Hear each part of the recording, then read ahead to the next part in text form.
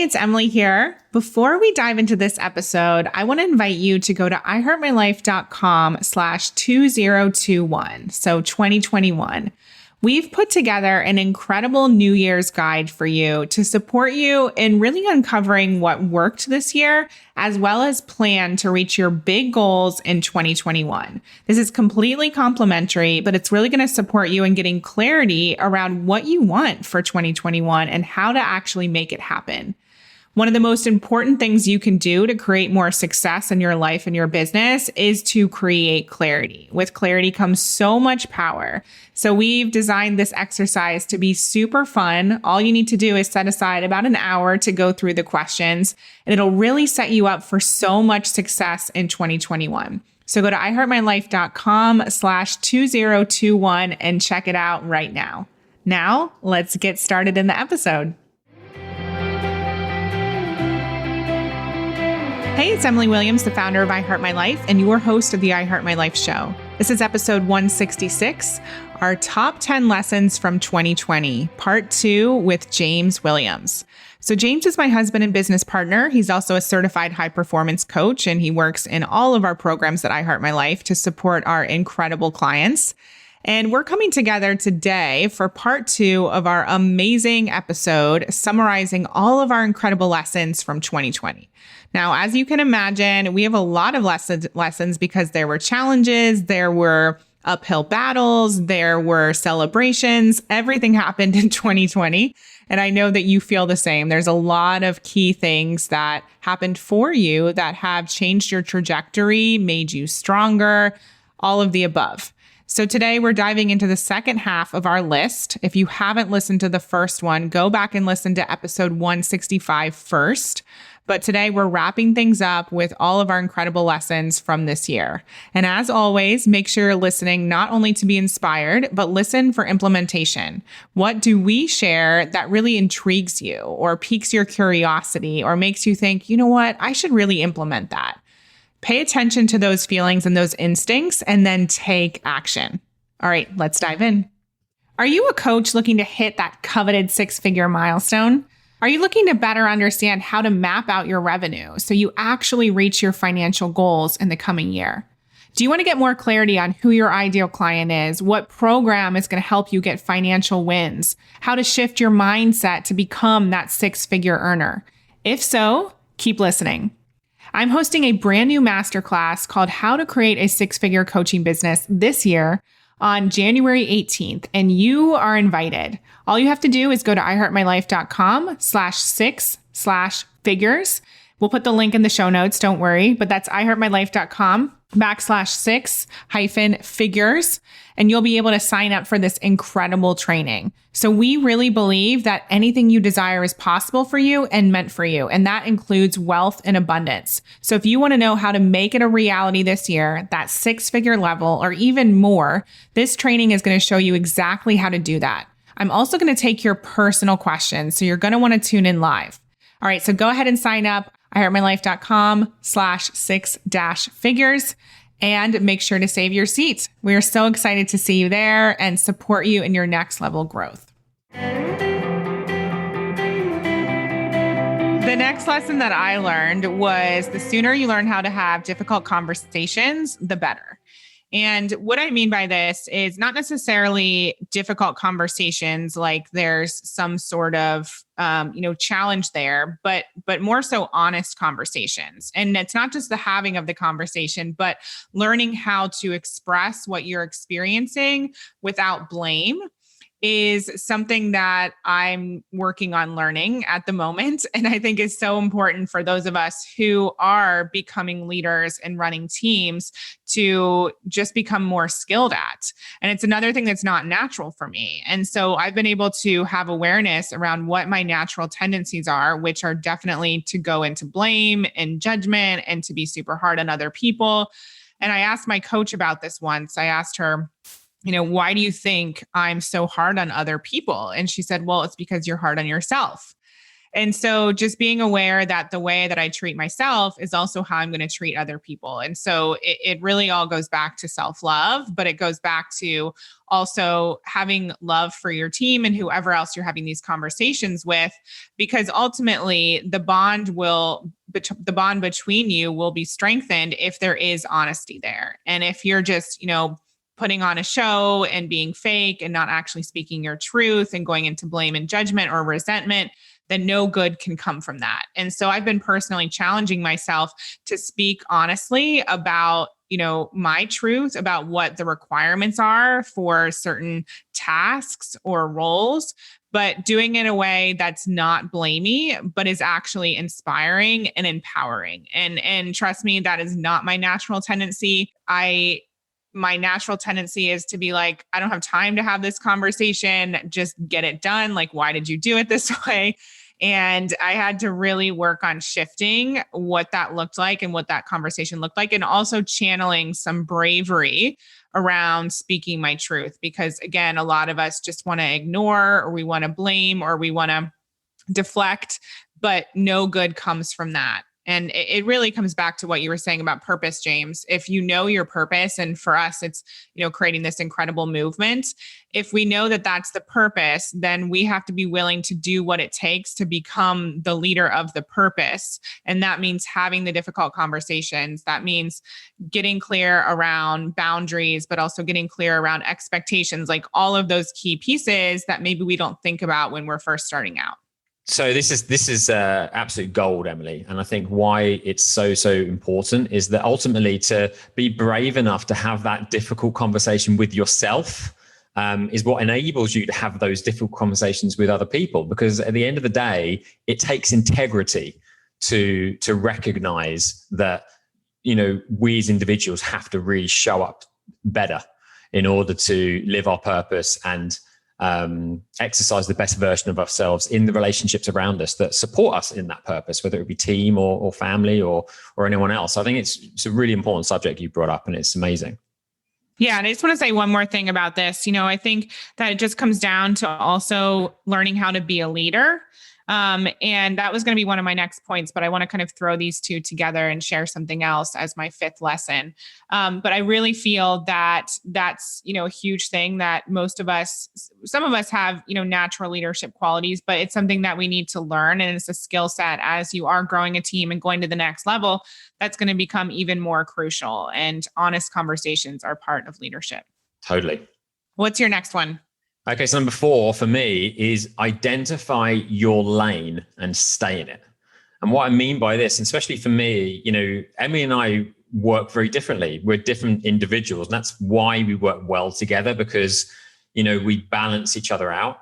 But even when it comes down to processes that day-to-day processes, the way in which you work and the process you need, the way you're communicated with, sometimes when, you're working with someone else or you're working in a team, sometimes things clash and, you may work in a way that's just not working for you, and then you're not effective. One lesson I've learned this year is to really identify your lane of effectiveness. And this kind of partners up with, my second lesson, identifying your qualities for showing up at your best. Identifying your lane is really, what do I need to be able to effectively execute this task or this conversation or this system in a way that is going to be excellent, because it's not always the same as other people do it. And I think that quite often we fall prey to assuming we have to do things the same way other people do them. We see this all the time with the amazing entrepreneurs that we serve and how they make decisions in their business. They see how other people are doing things and they assume they've got to do it the same way. And for some reason, it just doesn't work. When you identify what feels congruent to you, as long as you're producing something with excellence at the time that you want to produce it, how you do it it's something you get to play with. And really how we run our days is the same way. And so, when it comes to a process, your schedule, your boundaries, find your lane and stay in it. And this allows you to do what Emily spoke about right at the beginning: simplify that process and aim for excellence, not quantity.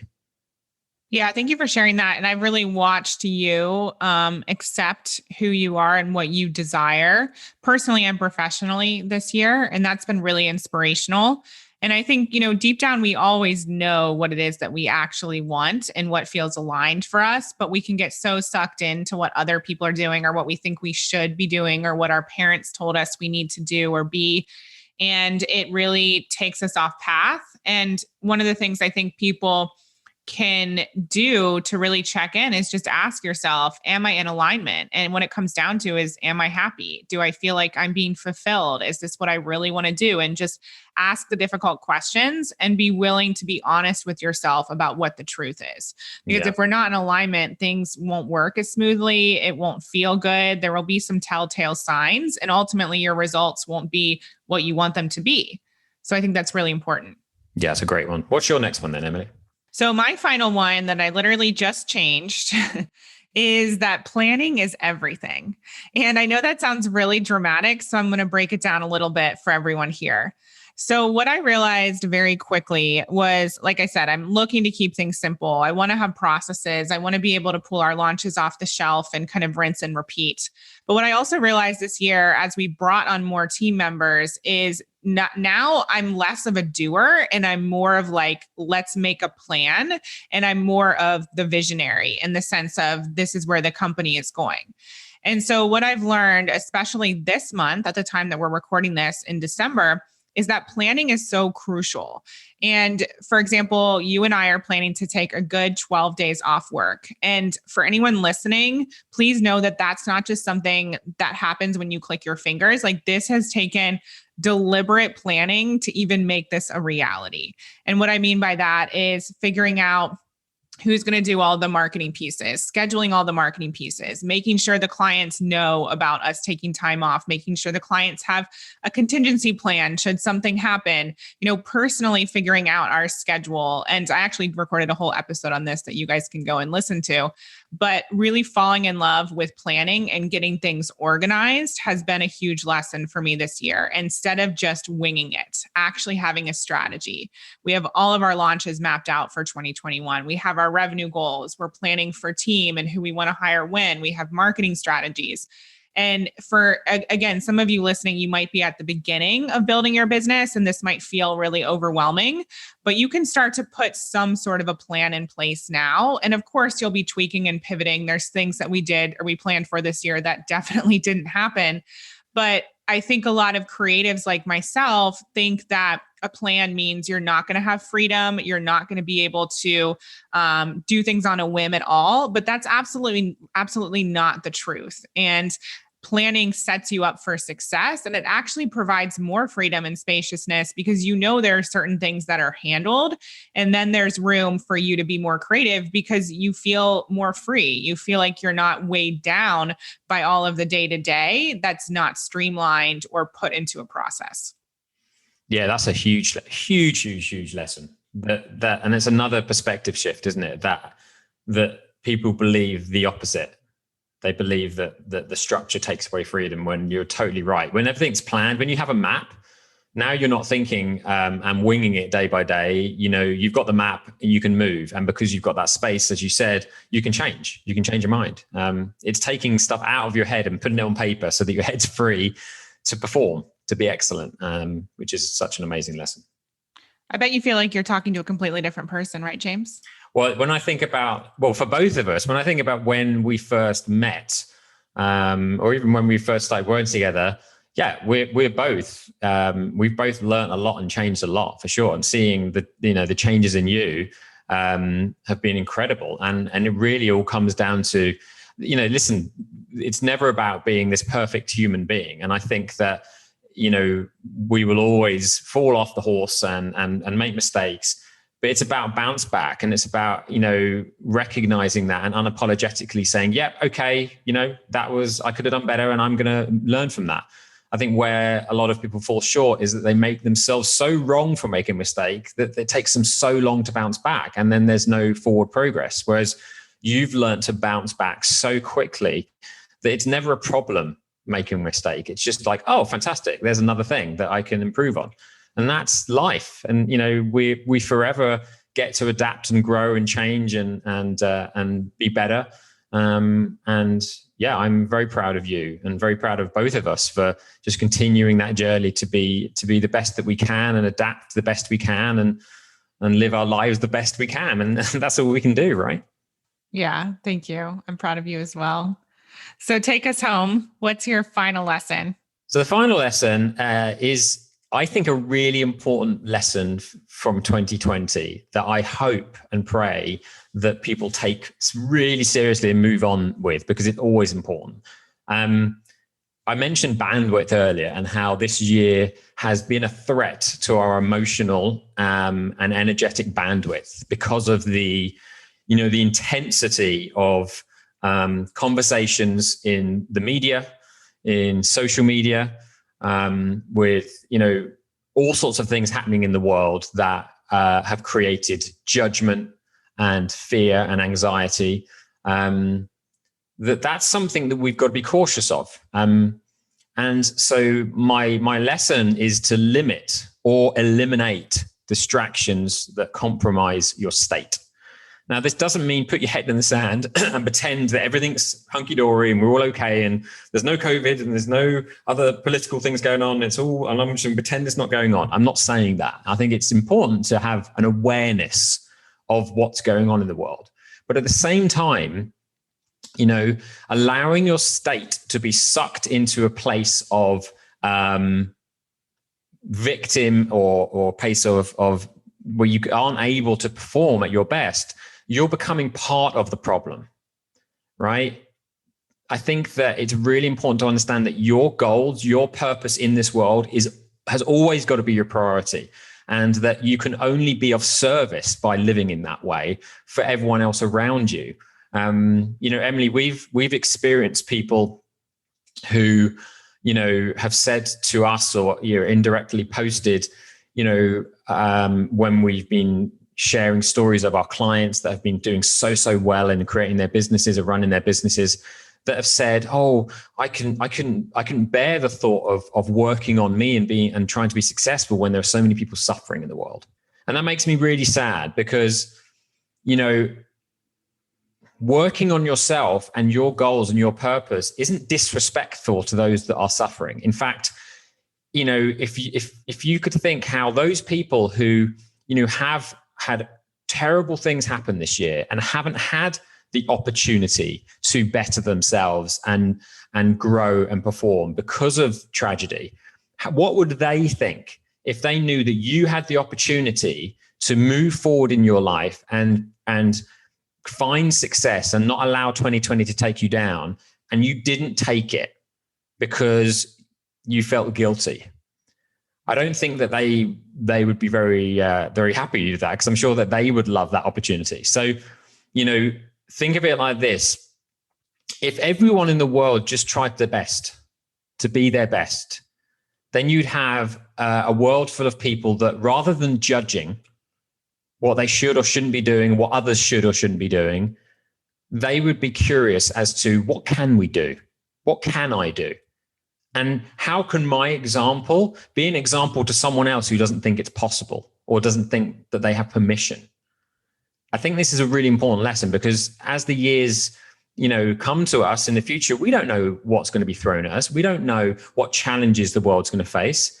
But like I shared earlier, the one thing you always have control over is how you respond to it, the actions you take, and then understanding that you have a level of influence. Every action that you take, every decision that you make is being watched. And you can be a shining example of what is possible, and be a shining example to those who feel scared and anxious that they can't move or breathe right now. So how do we do this? By being very conscious about what you allow in to your world, from social media to the news, to even people that are toxic. Be conscious of it, because part of developing your emotional, physical bandwidth is recognizing how much you have and the things that may threaten that.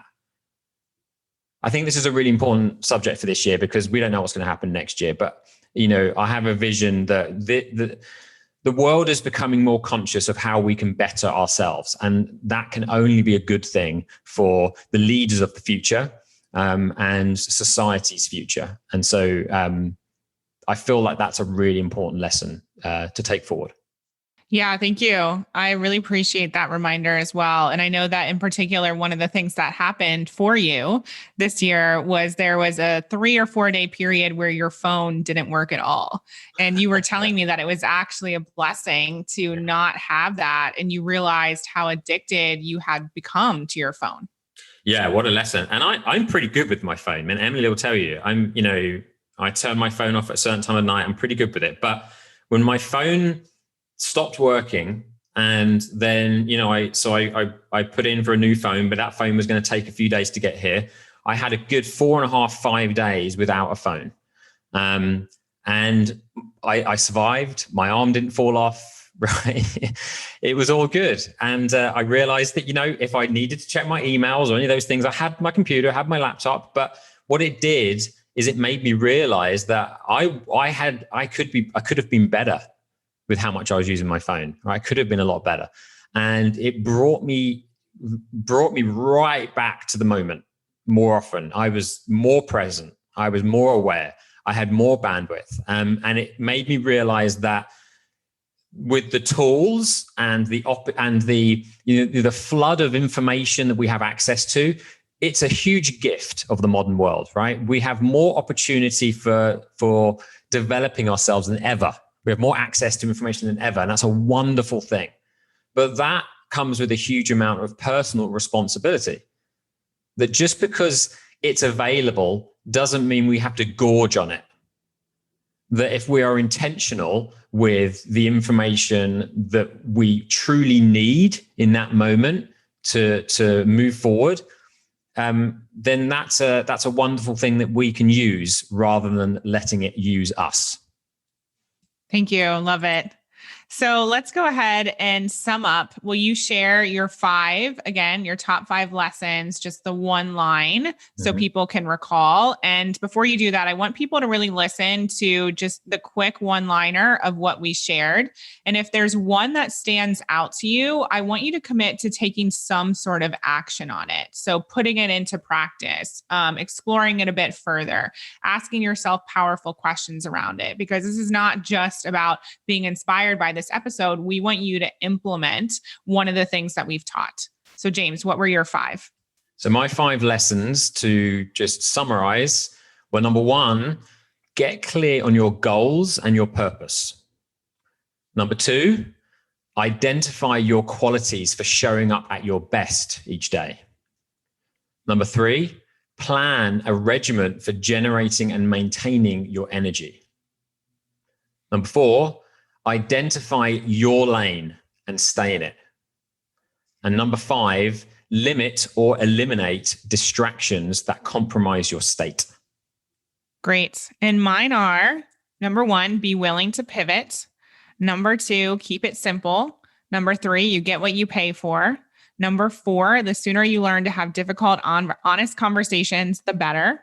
And number 5, planning is everything. So we are so excited for you to take some action after listening to this. And we'd love for you to share what that action is. You can tag us on Instagram. You can email us at info@iheartmylife.com. But we want you to take some sort of action towards your goals and towards your next level. So we truly believe that every challenge and everything that we go through is in service of all of you, so that you can reach your goals faster, have more joy in your life, improve your health, all the things that we all want, make more money, right? So take this information and apply it in your life and business. Is there anything else you want to say, James? No, I think that's it. I think it's, really just comes down from being really intentional, right? And deciding, how you want to show up and what it is you want your 2021 to look like, and, taking some intentional action towards that. Awesome. Thanks, James. We'll look forward to talking to you soon. I hope you loved this episode as well as part 1 and episode 165. And like I said, we would love for you to take action. We'd love for you to implement some of what you've heard today. And go ahead and email us at info@iheartmylife.com to share all the ways you're going to be taking action and moving forward with your dreams and creating a life that's better than your dreams. We truly do want to hear from you. And if you know someone who needs this episode, go ahead and share it with them. We'd really appreciate you spreading the word. Until next time, I'm Emily Williams. Thank you so much for being a part of the I Heart My Life show. I'll talk to you soon. We hope you loved this episode. Thank you so much for being an avid listener of the I Heart My Life show.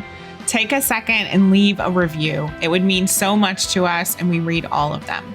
And for further inspiration and life and business tips about creating a life that you love and achieving massive success, definitely follow us at I Heart My Life on Instagram and at I Heart My Life Now on Facebook. See you next time.